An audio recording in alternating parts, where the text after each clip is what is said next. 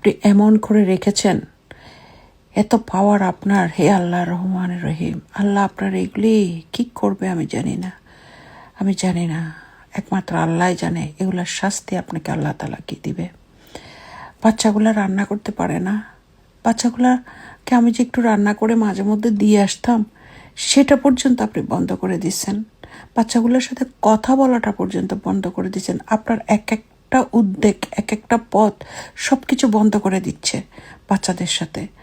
বাচ্চাদের সাথে কথা বলাটাও আপনি বন্ধ করে দিয়েছেন।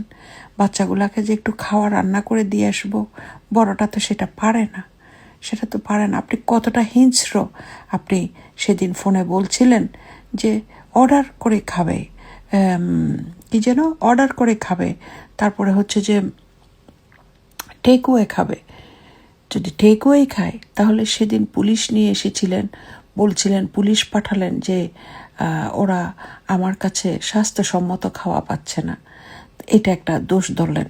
তাহলে এখন আপনি টেকওয়ে খাওয়াচ্ছেন, এটা কি স্বাস্থ্যসম্মত খাওয়া?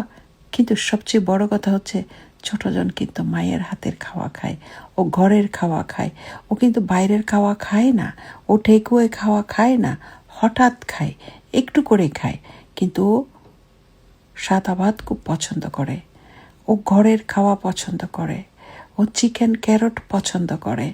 ওটা রান্নার ধরনেই ডিফারেন্ট, ওর জন্য রান্না করতে হয়। এগুলাকে আপনি করতে পারছেন? এগুলো তো বড়টাও জানে না, সেই তো পারবে না। সে চেষ্টা করছে, বড়টা চেষ্টা করতেছে বোনের জন্য, কিন্তু সে তো পারবে না, সে তো পারছে না। এই কষ্টগুলো কেন দিলেন আপনি বাচ্চাগুলাকে? কেন দিচ্ছেন আপনি বাচ্চাগুলাকে? এত জিদ কেন আপনার? আল্লাহর 8টা গজব আপনার উপরে ঠাড়া পড়ে যাবে আপনার উপরে, আপনার সন্তানের উপরে ঠাড়া পড়ে যাবে, আপনার বউয়ের উপরে ঠাড়া পড়ে যাবে। এই 2 বাচ্চাকে আপনি কি করছেন? বাচ্চারা না বুঝলেও স্বয়ং আল্লাহ তাআলা বুঝতেছে, সব মানুষরা বুঝতেছে।